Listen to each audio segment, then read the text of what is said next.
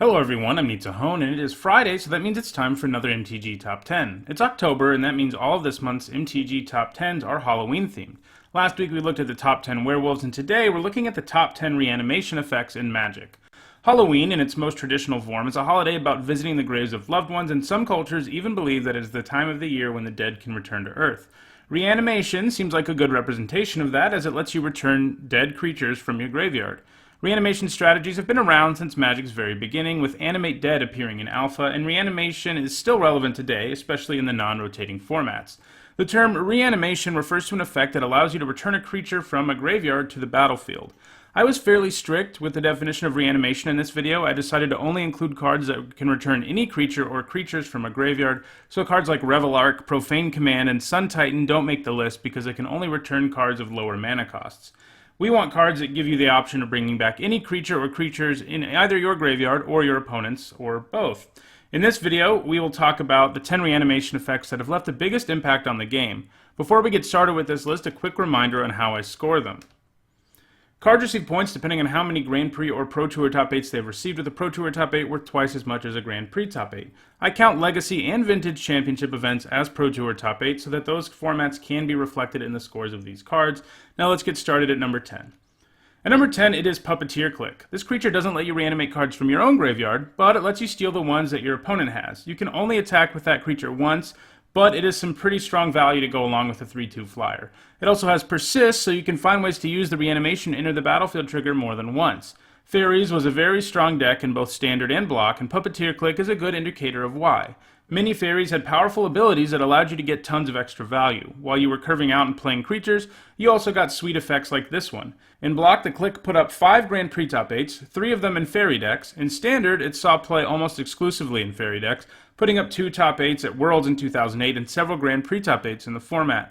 Only one of them came in a non-fairies deck, instead showing up in green-black elves.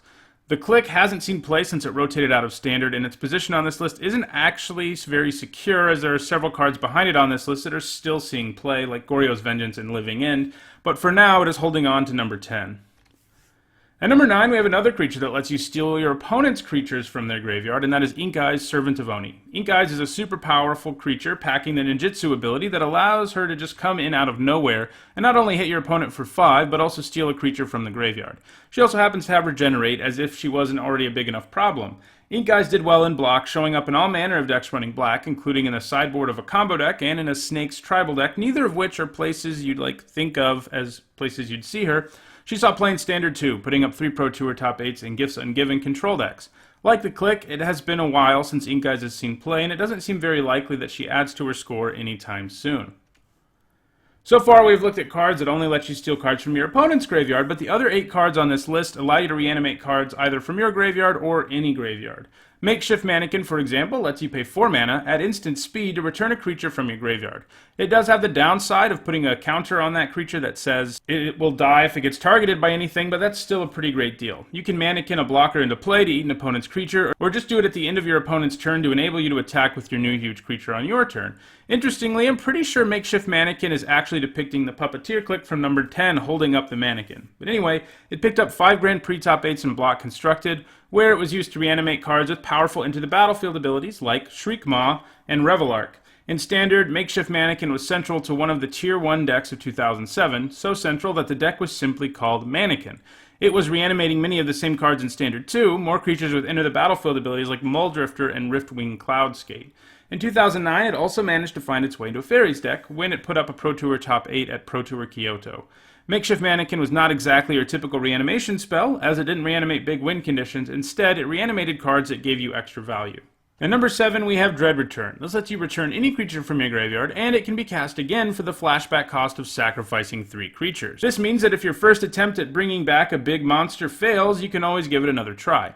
Dread Return didn't see any play in block or standard. There just weren't enough ways of getting your creatures into your graveyard to make it reliable to win the game, but it found success in other formats. The first of these was Extended, where it was a mainstay in Dredge decks, and the Dredge variant called Icarid for one of the creatures it played. Dredge gave you the ability to quickly fill your graveyard, and while the primary win condition of these decks was just to keep bringing Icarids back, it had a backup plan of bringing back a Chroma Angel of Wrath with Dread Return. The deck could also easily get creatures into play to flashback Dread Return thanks to Icarid and Narcomoeba, meaning you could just dredge it into your graveyard and get back a Chroma that way. Dread Return has seen play in Legacy and Vintage versions of Dredge 2, where it serves basically the same purpose, though it brings back Elesh Norn Grand Cenobite there instead of a Chroma. It has been 2 years since its last top 8, but anytime the metagame isn't ready to deal with this powerful graveyard-based strategy, you can bet Dread Return will make an appearance. At number 6, we have Living Death, which is a pretty crazy card. It is basically a Wrath of God effect that then lets you and your opponent put all the creature cards that were in your graveyard when you casted it into play. Sure, it was a symmetrical effect, but decks that ran Living End had ways of making sure it benefited them more, having multiple ways to discard cards and sacrifice creatures ahead of Living Death to make sure you got all your creatures back while your opponent was most likely not returning much. In Tempest Block constructed, it spawned a deck simply called Living Death that put up 2 Pro Tour top 8s, and in Standard it starred alongside fellow Reanimation spell, Recurring Nightmare, only had 8 points and didn't make this list. This was a deck that could easily reanimate Spirit of the Night, and it put up 3 top 8s at Worlds in 1998. It also saw play in Extended in the Rock, which was what people were calling green-black mid-range back in the day. These days, Living Death isn't seeing much play, though the card that is a fixed version of it, Living End, is seeing play in Modern, and may join it on this list in the near future. At number 5, we have Exhume. This is another symmetrical reanimation effect, allowing both you and your opponent to choose any creature card from the graveyard and put it into play. The trick was making this so it isn't really symmetrical, either by casting this so early that your opponent had no cards in their graveyard while you had discarded a huge monster, or by just returning a creature so frightening that it really didn't matter what your opponent reanimated. Like Dread Return, it didn't see any play in Block or Standard, but it found its way into a lot of decks in other formats. In Extended, it showed up in Mono Black Reanimator as one of the main ways to reanimate scary creatures, like Verdant Forest, as early as turn 2. After Mono Black Reanimator, it found its way into other reanimation decks like Cephalid Breakfast, which could mill a huge portion of the library, and then cheat Sutured Ghoul into play, exiling lots of cards in the graveyard to make a huge, unstoppable creature. Exhume has also seen a lot of play in Legacy, and is still seeing play there today in decks simply called Reanimator, and these days, people are of course bringing back Gristlebrand. At number 4, we have the card that is the reason we call returning a creature from a graveyard reanimating, although Animate Dead may have something to say about that too, and this is of course Reanimate. The power of this card is nuts. For 1 mana, you can return any creature from any graveyard. The downside, you have to pay life equal to its casting cost. That is what is meant to keep the power level of this thing in check, but it doesn't do that good of a job. This can let you reanimate all sorts of creatures that make it so that it doesn't matter if you're taking a big hit to your life, since you're going to win within a turn or 2 anyway. Like a lot of cards on this list, it failed to do anything in Standard, but it was a force in Extended, where it appeared alongside Exhume and Mono Black Reanimator decks. This deck played 4 copies of both of these incredibly powerful reanimation spells, so it wasn't all that hard to have a Verdant Force in play by turn 2. It was in many of the same decks as Exhume, including Cephalid Breakfast, but it actually put up better numbers in Extended because it also showed up in sideboards of decks like Goblins, where Reanimate could be brought in as a way to steal one of your opponent's best graveyard creatures.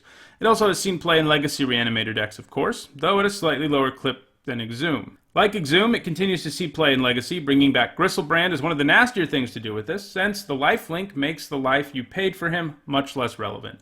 Like Exhume, you can expect Reanimate to continue to climb up this list.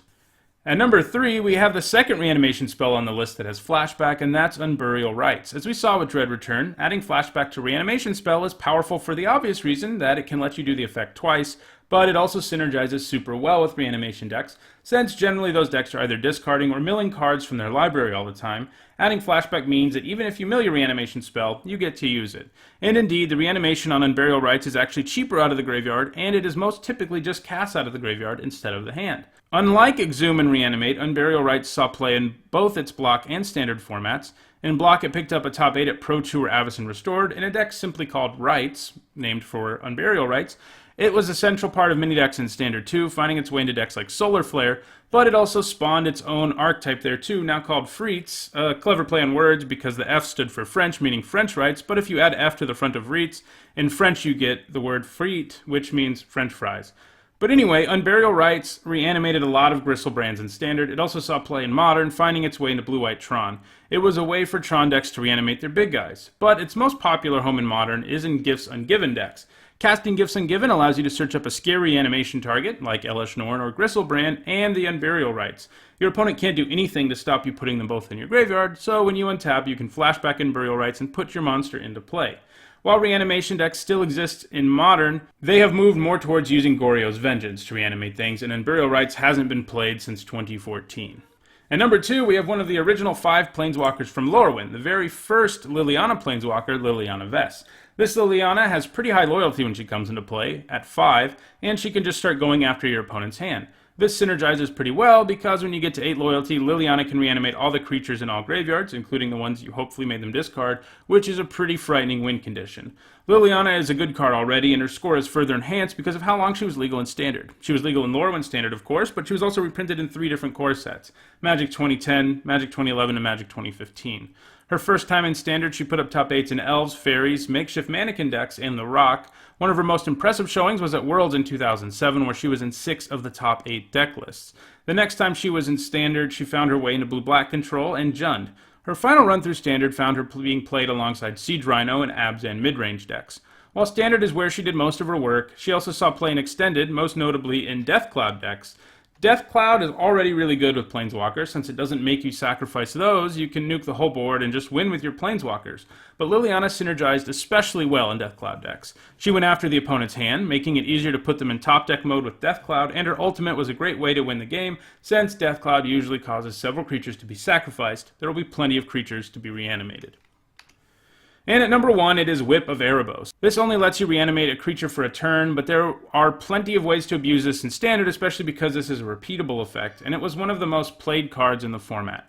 Early on, it appeared in decks that weren't completely based on reanimation, like Devotion to Black, Rakdos Control, Abzan Midrange, and Orzhov Control, but eventually the Whip came to be the name of its own archetype, Sultai Whip, which dumped creatures in the graveyard, like Hornet Queen, and then reanimated them.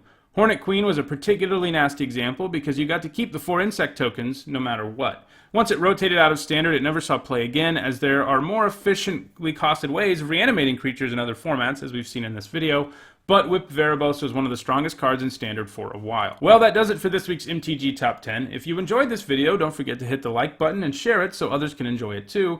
And if you don't want to miss any future MTG Top 10s, don't forget to subscribe. Next week, I'll be back with another Halloween-inspired list. My MTG Top 10s are sponsored by 5colorcombo.com, and you can use my discount code NITSAHONE5 in their store to get a 5% discount. Thanks for watching.